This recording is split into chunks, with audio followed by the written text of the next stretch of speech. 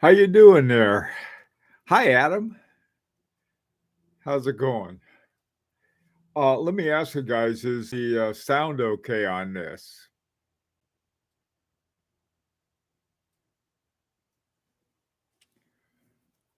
Anyway, hi, MG.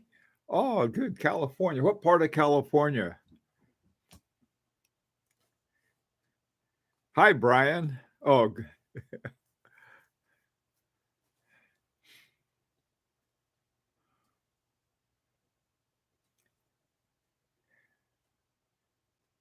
Brian, did you get something for yourself and something to make your wife happy?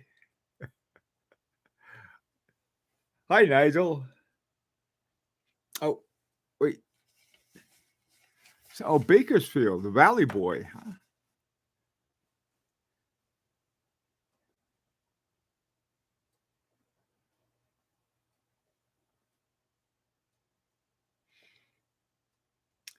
Okay. Is the sound all right, everyone? Can you hear okay?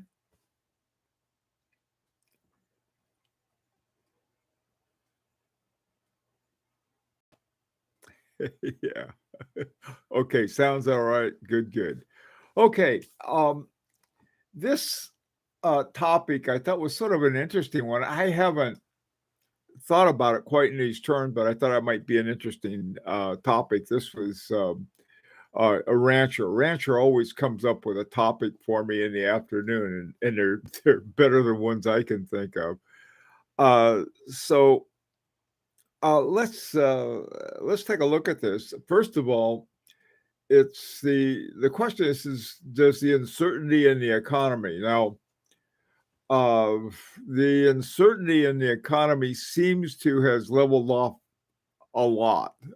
They were afraid of a recession, and apparently it looks like we dodged a bullet on the recession, at least here in the US.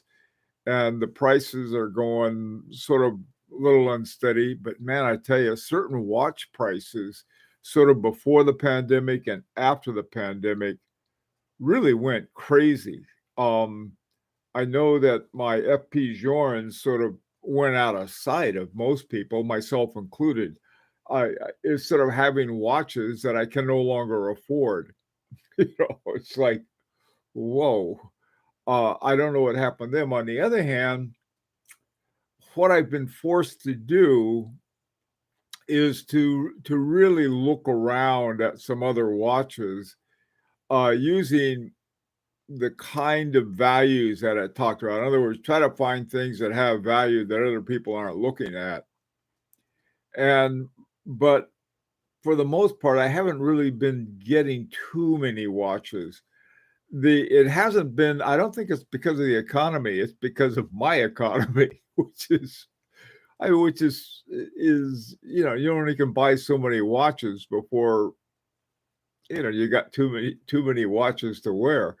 But also too, I think a lot of my time and effort and interest has been working on the Larique watches. And the Larique, in a way, I think it may represent sort of a post-pandemic attempt by watch collectors that's saying, look, you guys can, you know, take what it costs to produce a watch and multiply it between 6 and 10 times the amount in order to have a sustainable business. On the other hand, watch collectors can band together and get a really great watch for a good deal less. I don't know. I Let me ask you some of the other guys. Nigel, I know you were one of the guys that got this, and how do you feel about that? Just sort of curious. To me, it was like there was sort of a shakeup after it, and then this looked like, when we first did this, we were sort of had one foot in the pandemic, excuse me, when we started. So I don't think we were sort of fully aware of post-pandemic, sort of the effect that the pandemic had on the economies. And it seems it's coming out of it now. But anyway, Yeah, I think, Nigel, you're right about that. It was same here. I looked at these other ones, Boot and Lanterns, they're up to 70,000, and some of these other ones even. And well, what I was able to do for a while was to get a couple watches from really, really great watches, but then they went up in price. The Daniel Roth watches, and I got a couple really nice Roger Dubuis watches, and I want some more. So that, I tell you, I'm a bad influence on myself. Let me put it that way. Um, Hi, Velvia man. Good to see you. Hi, Doc. A and B. How's it going? Junior. Hey, Thomas. Truman. Good to see you again. Okay. Thanks, man. Hey, William. Good to see you. What are your experiences? I mean, in terms of, is that like, well, I better not get any more watches because of the economy may get worse, or is it something that things seem to be settling right now, or what are your views?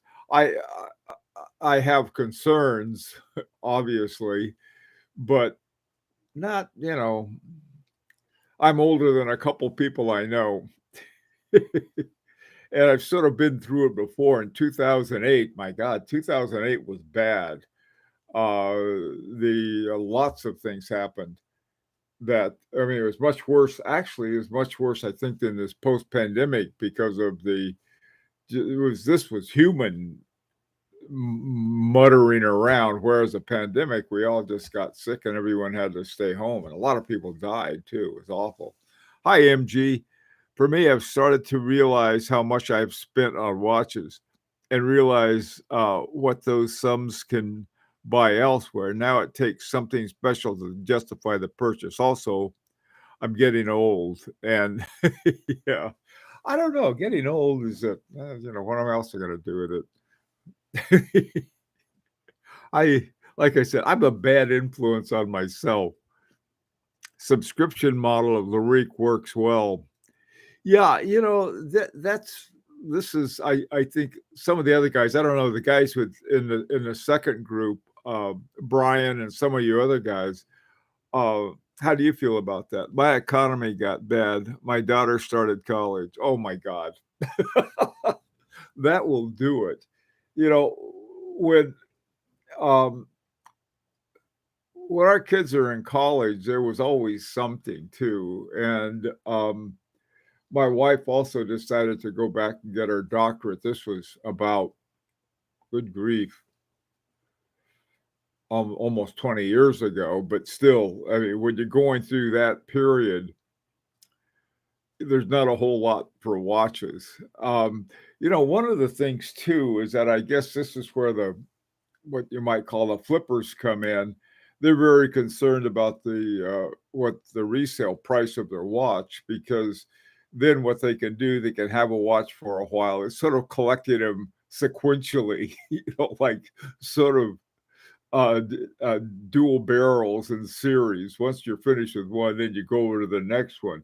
And I suppose that's one strategy where you can sort of have one amount and then keep going. And it's probably, at least economically, it may be a smarter way to go than some of us. I've slowed down. Prices are close to the high water line. Okay. Just buying retail now. No more watches this year for income tax reasons. Huh. Called from PP to get 4947, said thanks, but no thanks. Okay. Only Rolex call welcome these days. There are a lot of really good watches. This is the thing. It's not that there's been any lack of good watches, but, um, even getting one a year, one and these are the Larique watches. You get one really good watch a year. The next one, it's hard to match it. It's hard to match the quality, and unless you find a really good deal on a used watch or pre-owned watch or one that people don't pay attention to. There's some watches out there that are coming along. One of the things, some of the independents, not the independent, well, sort of I don't know what you'd call them.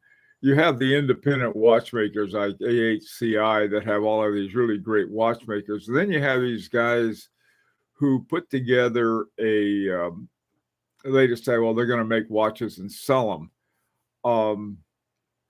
And we have this one from Dumont, I think. And this is sort of interesting. What he did was, and that's one of our prizes, our top prize for the Grand Prix, the Grand Prix picks that we just had the first round on. But what the Dumont did was he did all of the design work. And so all of the design work was done, I mean, in terms of what the watch would look like, the dial and the case and everything else. And then he worked with this Swiss company who did made the case and the dial and made all of the things that he had designed. And he's got quite a good deal on that watch. I mean, and it does have a Solita movement, but the thing about it is that the price, I think it's like $12.50 or something like that.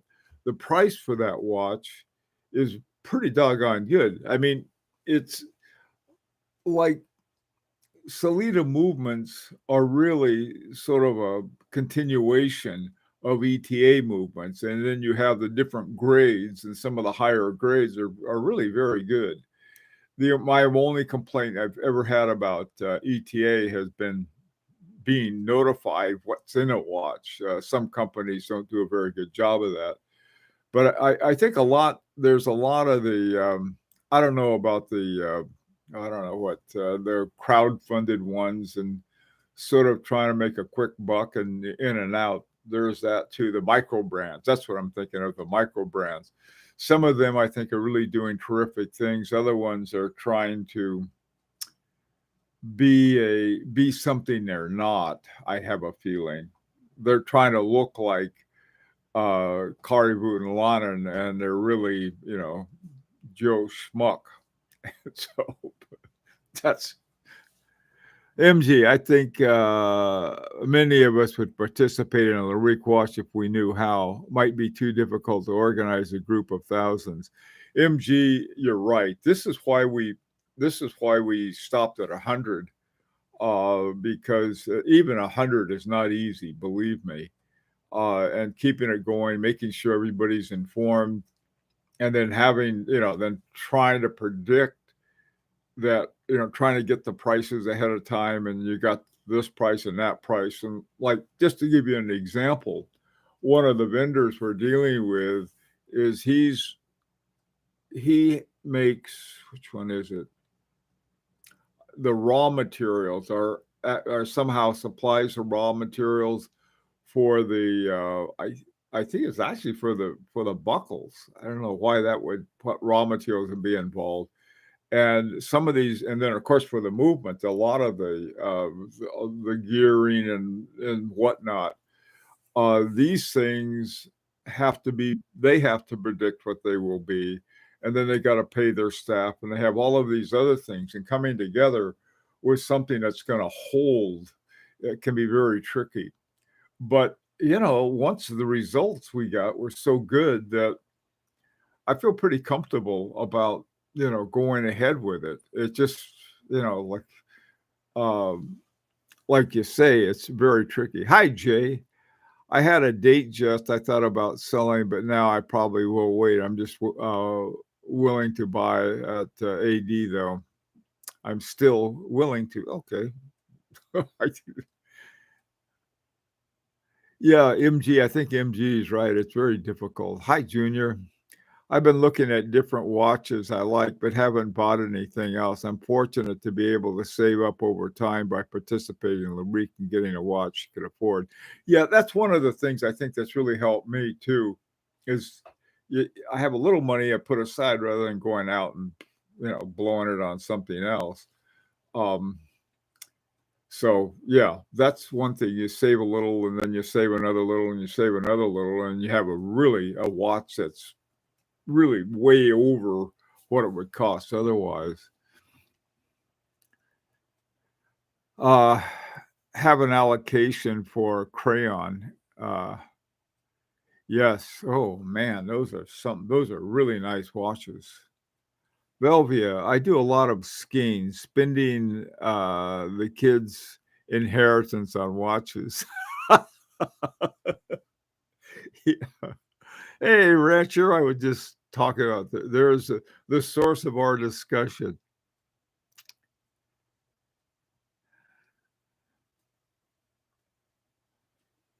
When is the Larique SWAT System 51 model coming out? Probably never. I don't know.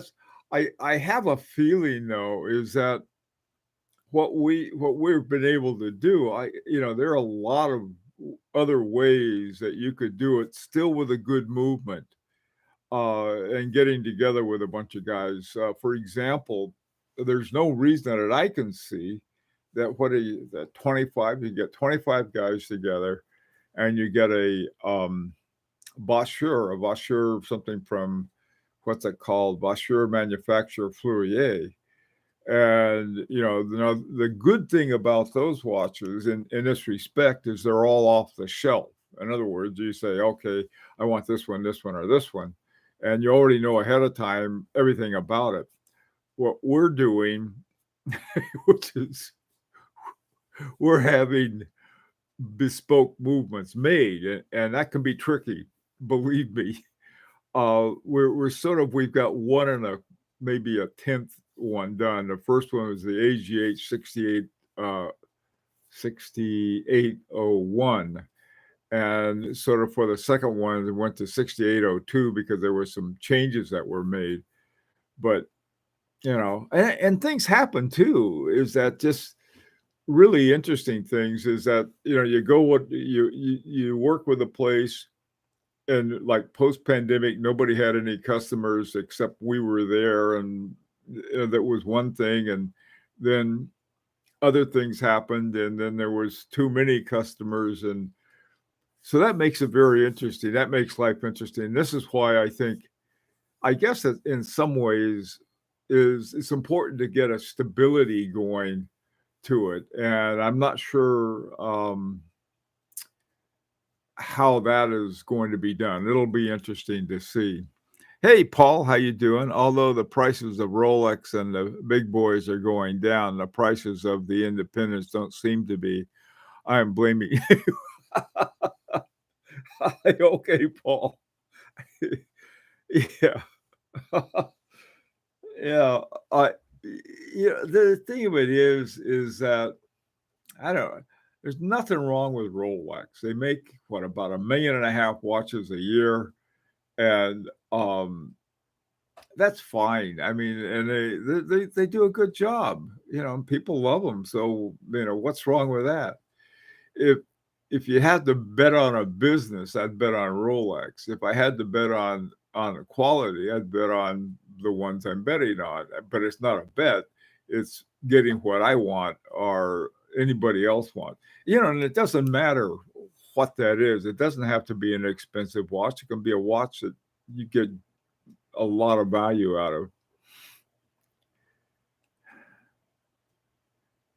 Simon Brett watches are great. Yeah, now they're the guy who did the design work for Larique also did Simon Brett's design work, at least on the latest one that he got nominated for the Grand Prix on. MG, I'm wearing my Harboring 2 Irwin. I understand you have spoken to Maria about possibly using one of their movements in a future project.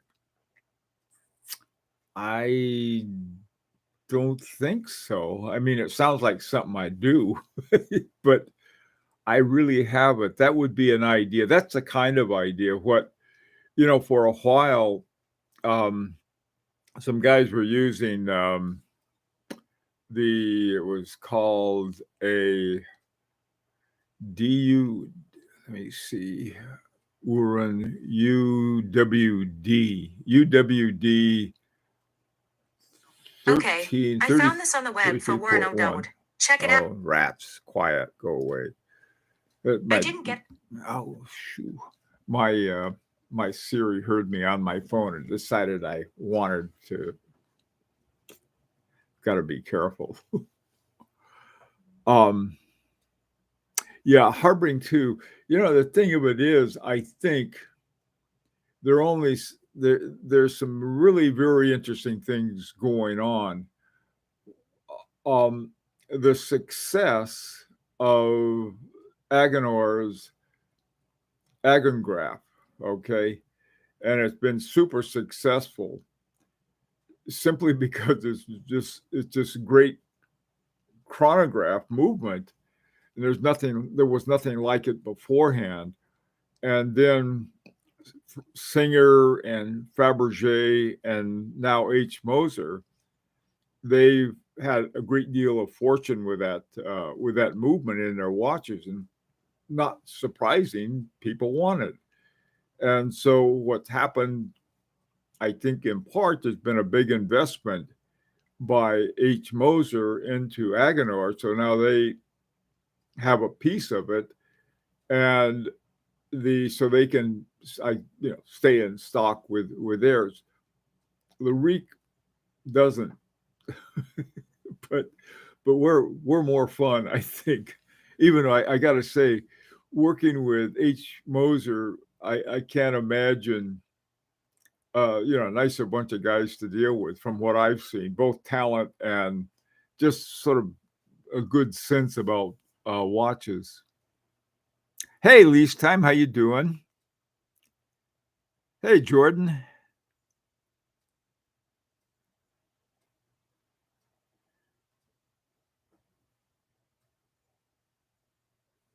Rolex is a safe watch, but also a boring watch, coming from a Rolex owner.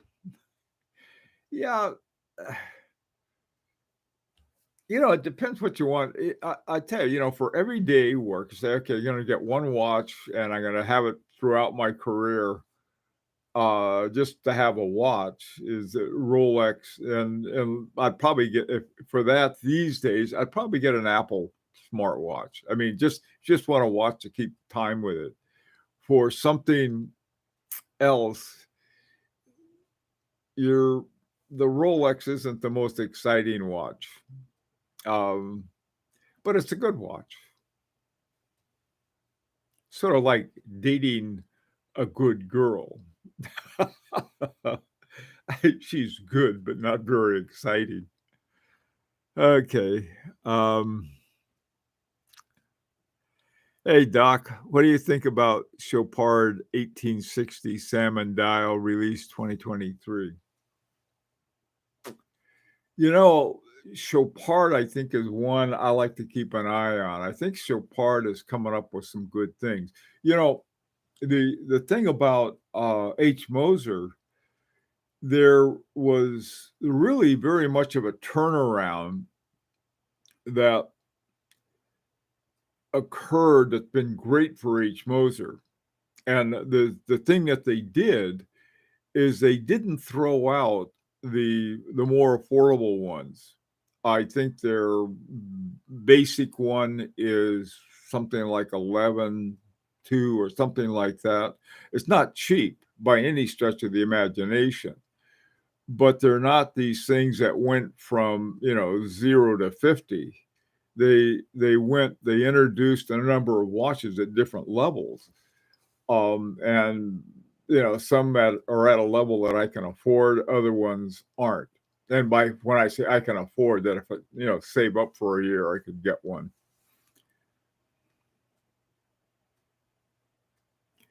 Weren't we going to approach Mr. Ross at some stage?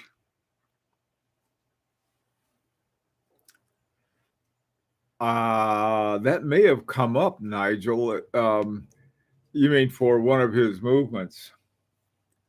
I don't know. We've talked a lot about a lot of things. I think he has some new deal that they worked out that with LVMH, and I think what LVMH is doing, Louis Vuitton, what they're doing is they're bringing back some of his earlier watches that are at the top. I mean, they're really tip top expensive ones. And so that is a little different than what we would have. I don't know if he'd want to have anything to do with this or not. The ones right now, as far as I'm concerned, Agenor has been a great one to deal with because you have one of the few companies that only concentrates on making movements. Vaucher does, but Vaucher is part of that vertical organization that's owned by the Sandoz Family Foundation that starts with Parmigiani and goes all the way down through every part that can be a watch in different organizations. So I don't know. I'm trying to think of some other ones. Another guy who I'd wish to do something with, and I did talk to about it, is Marco Lang. I'd love to do something with him. I think he is doing so well with his whole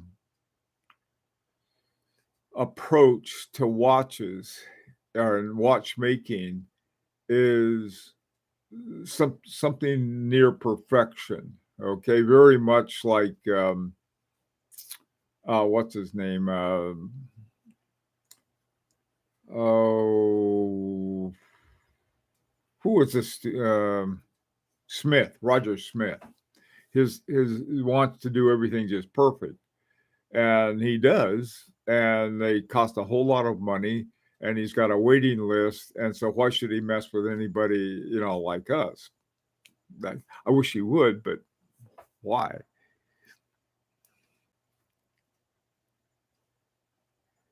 LB is difficult to get an FP40 for your first watch at a boutique. Is it difficult to get one? I don't know. By the way, I'm on this coming Thursday. I'm going to be going back to FP Journes in New York and interview the guy there, the guy that I tried to interview before, but what happened was that there were a lot of things going on, and so it wasn't possible. So I'm going to do it this coming week. Yeah, that'd be one to say, hey, you guys, how about this? Well, you got any extra movements? See, here's the thing is that probably of everything in a watch, the movement is the most difficult part.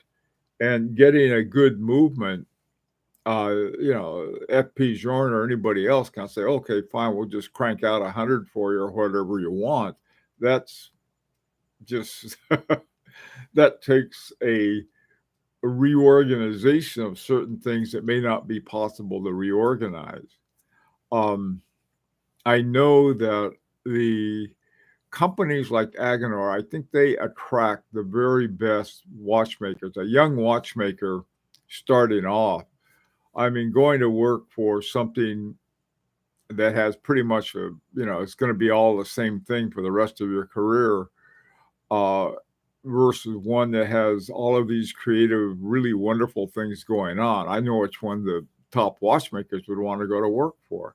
So they'd rather go to work for Agenor than, let's say, I don't want to say Rolex. Rolex. Let me say something about Rolex. There's a kid who's works at one of the jewelry stores that has watches here in the Hartford area. And he went to the Rolex school and all of that. Excellent, really outstanding. And so here you have, but it's sort of like, we're not going to let you do anything except, watch and wonder. So What are you going to do as a watchmaker? What are you going to do something creative? And I think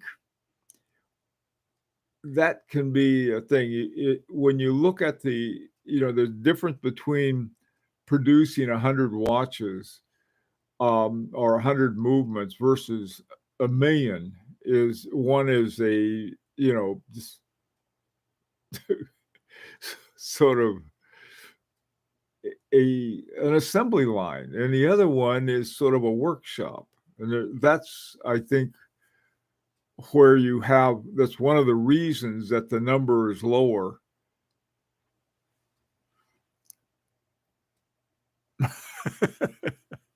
Yeah, something like that.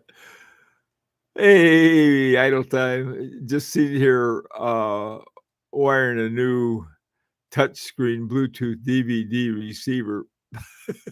It's putting it in your truck. How cool.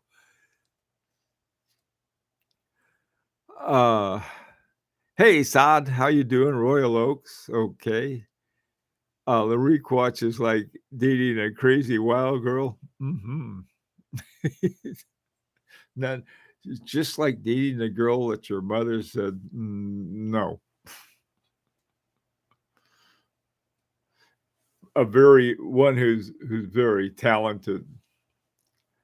Okay, in my limited experience, Chopard boutique staff know how to treat potential customers far better than more infamous guys.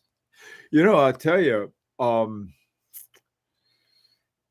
at least in the New York boutique of the FP Jarn boutique,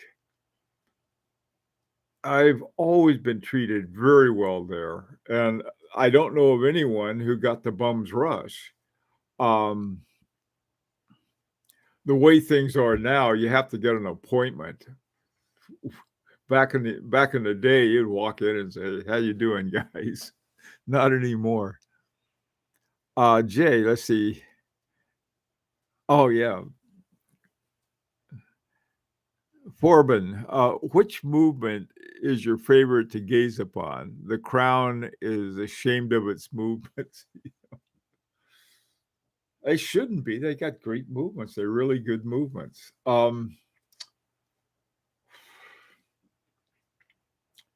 Which movements? Some of them, I got to tell you, they're the ones that they're now part of Langenheim. But the ones that Marco Lang designed before he left Langenheim, Marco Lang's movements they're gorgeous in so many different ways. The way that they're laid out is that not only are they great movements, but you can see them. You can see all the parts. What he did with the Georg was that you can see the entire, starting with the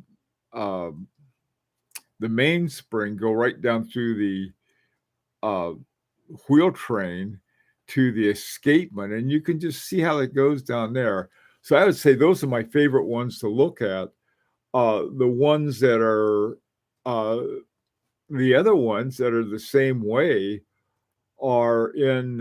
Have you seen the movements in the Van Cleef and Arpels? The one that Jean-Marc Viderec did. My God, that thing is gorgeous, and you can see the whole thing. You can see the wheels. On the Larique, what you can see is really great, but you can't see too much. I wish they would use these finger bridges and stuff. Maybe that'll be one of the appeals we'll make for when we get to number 3.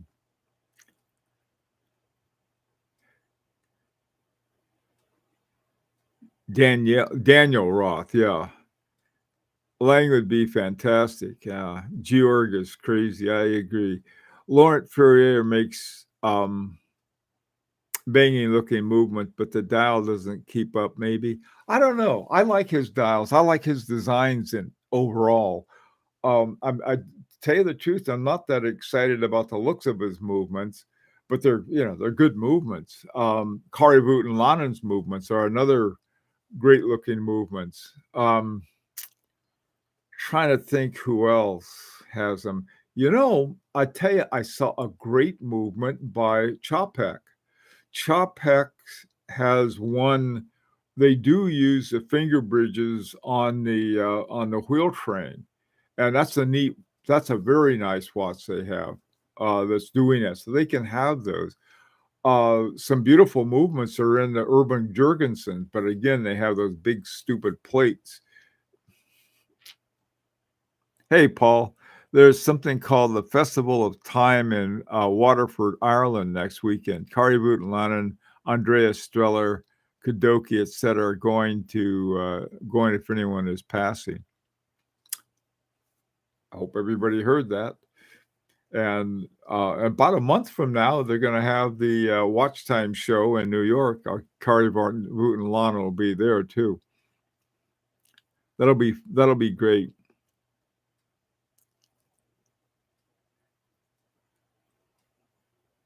Have you considered talking to Daniela Dufour about a Larique edition? Yeah, that's something I'd like to do. It would be one that I think I would really like to see, sort of a combination of her working with the guys at Larique. I think that would be a good partnership because, well, she's got like super good training and skills and craftsmanship. She made her own simplicity at the foot of Philippe Dufour. The other part, the larger organizational part, getting all of these different parts together and working with the different craftsmen and all of these things. I don't know in terms of something other than doing just a handful of watches. But yeah, she would be great. What I was thinking of sometime down the road on that is to have a watch that's really a simple watch with a nice big balance wheel running at 18,000 semi-oscillations per hour, with this visible one, with it done between Daniela Dufour and Agenor.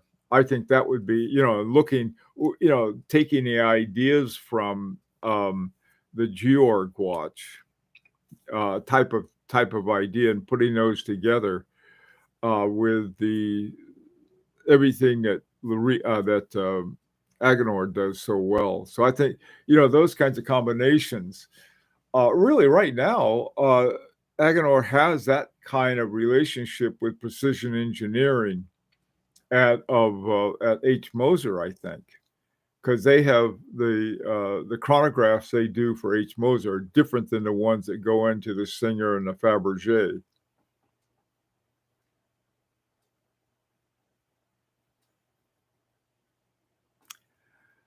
Girard-Perregaux, a good thing. Girard-Perregaux is one of my favorite. They have incredible amount of skill. There was something that it was funny. I heard about, there was a picture of me and Bruce, I forgot what it was like. He and Bruce, I and Adam were together at a Watch Time show a number of years ago, and they had a picture of the three of us. And during that period, either right before or right after that picture was taken, we were at one of those sort of little tables they have off to the side at the watch show, and Stephen Forsay came over and sat with us. He was sort of getting away from the hubbub and stuff, and we just talked about pure horology. I asked him, I said, he was talking about the Remontoir Égalité and what it did and so forth. And I'd always been interested in that as a constant force controller. And I asked him, I said, how come more people don't do it? He says, because it's really hard to do. And I thought it was sort of an interesting comment.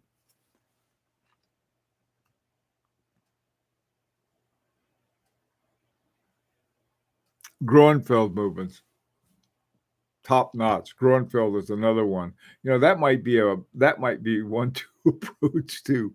I still feel that there's some to work with some of these guys, if you have a company like Groenfeld or you have a company like Kari Bootolana's got all of these different things he's doing. They're concentrating on the whole watch. What I like about Agenor is that they're just the movements, and so we can do just the movements with them, and then get a top-notch dial maker like Metalim or Comblamine, and doing them, working with sort of these tip-top guys in different areas. I like that.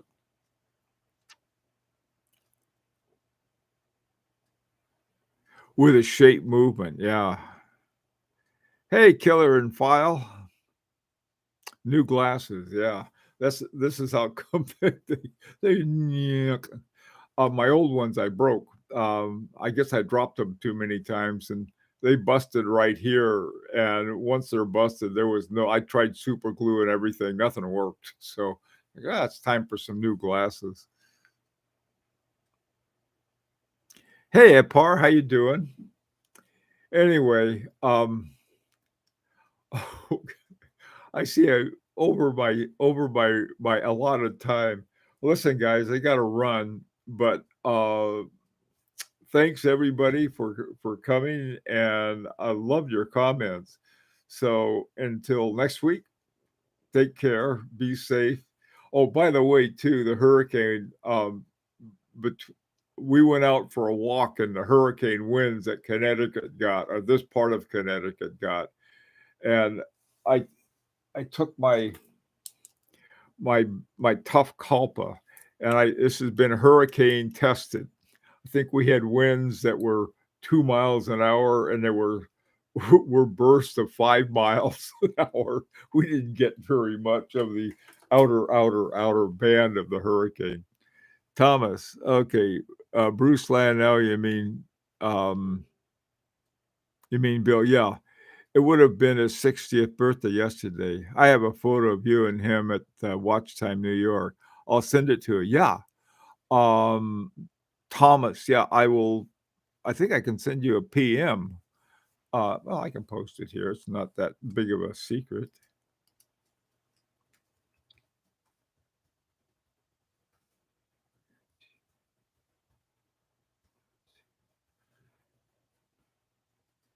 There you go, Thomas. Yeah, I'd like to see that picture. Maybe the one I have, but I don't know. I'd like to see it anyway. Anyway, hey, PDX Rick. The Hebdo Madari is my grail. Great watch. You'll find one. They're great watches. They really are. Yeah, you didn't see anything from the hurricane either. We got to talk to those Floridians. They know how to do it. They don't consider, they know it's a hurricane when the roof blows off. We don't know. We think a gust of wind got us. We'll see you guys. Take care. Oh yeah, and Thomas, I hope did you get it okay? You get the email all right? Anyway, well, good luck, football fans, for tomorrow's games. I have to get my crying towel out and watch all of my teams. My teams know how to snatch defeat from the jaws of victory. It's hard being a Charger fan. Cowboy fans a little easier. That's my wife's team. And then the New England Patriots. We were a fan of theirs for a long time, but yeah. Take care. Poor Jets. Hey, the Jets, unbelievable though. They won. That was yeah. They finally get a quarterback. I love the Jets. I still remember when Broadway Joe Namath was the quarterback and they won the Super Bowl back. I forgot when it was. But yeah, the Jets. It's fun being a Jets fan. It really is. Giants, I was thinking the Giants at the beginning of that game, just like, wow, they're going to stomp the Cowboys. It didn't work out. Anyway, we'll see you guys. Take care.